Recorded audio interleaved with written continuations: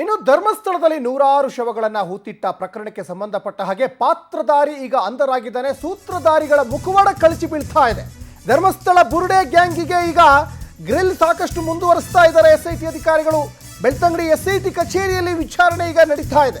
ವಿವಿಧ ಆಯಾಮಗಳಿಂದ ಈಗ ತನಿಖೆಯನ್ನು ಮಾಡ್ತಾ ಇದ್ದಾರೆ. ಸೌಜನ್ಯ ಮಾವ, ವಿಠಲ್ ಗೌಡ ಅಂಡ್ ಪ್ರದೀಪ್ ಎಸ್ಐಟಿ ವಿಚಾರಣೆಗೆ ಹಾಜರಾಗಿದ್ದಾರೆ.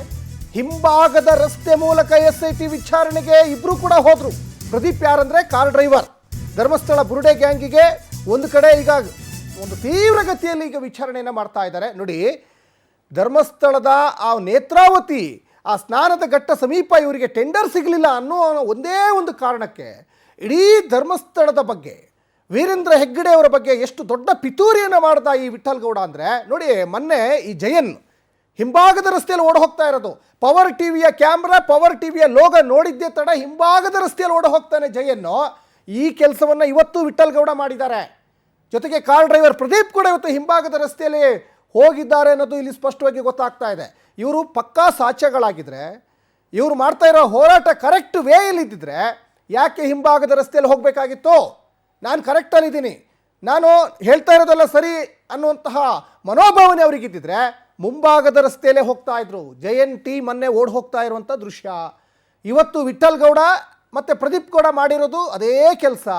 ಹಾಗಾದರೆ ಇವರೆಲ್ಲ ನಕಲಿ ಹೋರಾಟಗಾರರು ಅಂತ ಈಗ ಸಾಬೀತಾಗ್ತಾ ಇದೆ.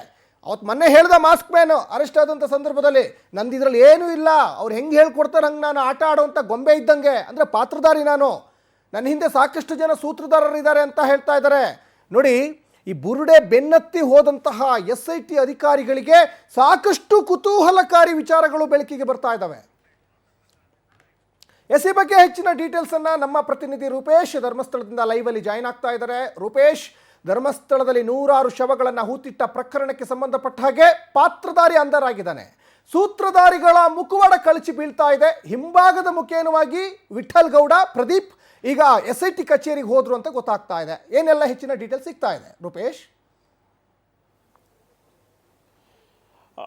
ಇಲ್ಲಿ ಬುರುಡೆ ಸಂಬಂಧಪಟ್ಟಂತೆ ಬುರುಡೆಯನ್ನು ತಂದುಕೊಟ್ಟವರು ಅಥವಾ ಬುರುಡೆಯನ್ನು ತೆಗೆದುಕೊಂಡು ಬಂದವರು, ಬುರುಡೆ ಬಗ್ಗೆ ತಂದುಕೊಟ್ಟು ಸುಳ್ಳು ಹೇಳಿದವರು ಎಲ್ಲರ ವಿಚಾರಣೆ ಎಸ್ಐಟಿಯಲ್ಲಿ ಮಾಡಲಾಗ್ತಾ ಇದೆ. ಇವತ್ತು ಕೂಡ ಎಸ್ಐಟಿಯಲ್ಲಿ ವಿಚಾರಣೆಯನ್ನ ಮುಂದುವರಿಸಿದ್ದಾರೆ. ಅದೇ ರೀತಿಯಾಗಿ ಇವತ್ತು ಎಸ್ಐಟಿ ವಿಚಾರಣೆಗೆ ಹಲವಾರು ಜನ ಹಾಜರಾಗಿದ್ದಾರೆ. ಮೊದಲದಾಗಿ ಇವತ್ತು ಜಯಂತ್ ಗಿರೀಶ್ ಮಠಣ್ಣ ಅವರು ಕೂಡ ವಿಚಾರಣೆಗೆ ಹಾಜರಾಗಿದ್ದಾರೆ. ಅವರು ಮುಖ್ಯದ್ವಾರದ ಮೂಲಕ ಹೋಗ್ತಾರೆ. ಯೂಟ್ಯೂಬರ್ ಮನಾಫ್, ಅದೇ ರೀತಿ ಅಭಿಷೇಕ್ ಕೂಡ ಮುಖ್ಯದ್ವಾರದ ಮೂಲಕ ವಿಚಾರಣೆಗೆ ಹಾಜರಾಗ್ತಾರೆ. ಇವತ್ತು ಮಹತ್ವದ ಇನ್ವೆಸ್ಟಿಗೇಷನ್ ಇವತ್ತಾಗಿದೆ. ಆದರೆ ವಿಠಲ್ ಗೌಡ ಮತ್ತು ಪ್ರದೀಪ್ ಇಬ್ರು ಕೂಡ ಯಾಕಂದ್ರೆ ಹಿಂಭಾಗಲಿನಿಂದ ಒಂದು ಎಸ್ಐಟಿಗೆ ಬರುವಂತ ದಾರಿ ಇದೆ. ಹೀಗಾಗಿ ಆ ದಾರಿ ಮೂಲಕವಾಗಿ, ಹಿಂಭಾಗಲಿನ ದಾರಿ ಮೂಲಕವಾಗಿ ಎಸ್ಐಟಿ ವಿಚಾರಣೆಗೆ ಹಾಜರಾಗ್ತಾರೆ. ನಿಜಕ್ಕೂ ಕೂಡ ಇದೆಲ್ಲವೂ ಕೂಡ ನೋಡ್ತಾ ಇದ್ರೆ ಒಂದಿಷ್ಟು ಮೊದಲೆಲ್ಲ ಹೇಗೆ ಬರ್ತಾ ಇದ್ರು, ಈಗ ಹೇಗೆ ಬರ್ತಾ ಇದ್ರು ಅನ್ನೋದು ಪ್ರಶ್ನೆ. ಯಾಕಂತಂದ್ರೆ ಮೊದಲು ಪ್ರಶ್ನೆಗಳು ಕೇಳಿದಾಗ ನಮ್ಮ ಮಾಧ್ಯಮಗಳ ಮೇಲೆ ಗುಬೆ ಕೂರಿಸುವಂತ ಕೆಲಸವನ್ನು ಮಾಡ್ತಾ ಇದ್ರು. ಹೀಗಾಗಿ ಮಾಧ್ಯಮಗಳಿಗೆ ಬುದ್ಧಿ ಹೇಳುವಂತ ಕೆಲಸವನ್ನು ಮಾಡ್ತಾ ಇದ್ರು. ಇದೀಗ ಯಾವ ರೀತಿಯಾಗಿ ಹಿಂಭಾಗದ ಮೂಲಕ ಯಾಕೆ ಹೋಗ್ತಾ ಇದ್ರು ಪ್ರಶ್ನೆಗಳು ಸಹಜವಾಗಿ ಮೂಡಿ ಶುರು ಆಗುತ್ತೆ. ಅದೇ ರೀತಿ ತನಿಖೆ ಮುಂದುವರಿತಾ ಇದೆ. ಯಾಕಂತ ಹೇಳಿದ್ರೆ ಈಗ ಬುರುಡೆಯ ಮೂಲವನ್ನು ಹುಡುಕಬೇಕಾಗುತ್ತೆ. ಹೀಗಾಗಿ ಫೋನ್ ಅನ್ನ ಸೀಸ್ ಮಾಡ್ಕೊಂಡಿದ್ದು, ರಿಟ್ರೈವ್ ಮಾಡ್ಕೊಂಡಿದ್ದು, ಒಂದಿಷ್ಟು ದಾಖಲೆಗಳನ್ನ, ಒಂದಿಷ್ಟು ಶಾಟ್ಗಳನ್ನು ಕೂಡ ಪುನಃ ರಿಟ್ರೈವ್ ಮಾಡ್ಲಿಕ್ಕೆ ಈಗ ಎಸ್ಐಟಿ ಪ್ರಯತ್ನವನ್ನು ಪಡ್ತಾ ಇದೆ.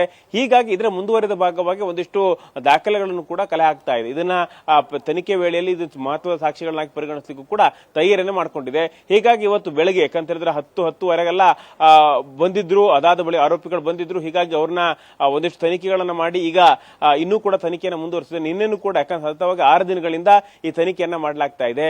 ತನಿಖೆ ವೇಳೆಯಲ್ಲಿ ಮಹತ್ವದ ಮಾಹಿತಿಗಳನ್ನು ಕೂಡ ಕಲೆ ಹಾಕಲಾಗ್ತಾ ಇದೆ. ಅದೇ ರೀತಿ ಎಸ್ಐಟಿಗೆ ಇನ್ನೂ ಒಂದಿಷ್ಟು ಮಹತ್ವದ ಸಾಕ್ಷಿಗಳು ಬೇಕಾಗುತ್ತೆ. ಯಾಕಂತ ಹೇಳಿದ್ರೆ ಈಗಾಗಲೇ ವಶಕ್ಕೆ ಪಡ್ಕೊಳ್ಳೋದು ಅಥವಾ ಅರೆಸ್ಟ್ ಮಾಡ್ಲಿಕ್ಕೆ ಸಾಧ್ಯ ಆಗೋದಿಲ್ಲ. ಹೀಗಾಗಿ ಸಾಕ್ಷಿಗಳನ್ನು ಕಲೆ ಹಾಕೋದ್ರಲ್ಲಿ ಎಸ್ಐಟಿ ಪ್ರಯತ್ನವನ್ನು ಪಡ್ತಾ ಇದೆ. ಅದೇ ರೀತಿಯಾಗಿ ಮೊಬೈಲ್ ರಿಟ್ರೈವ್ ಅನ್ನು ಕೂಡ ಮಾಡಿರ್ತಕ್ಕಂಥದ್ದು.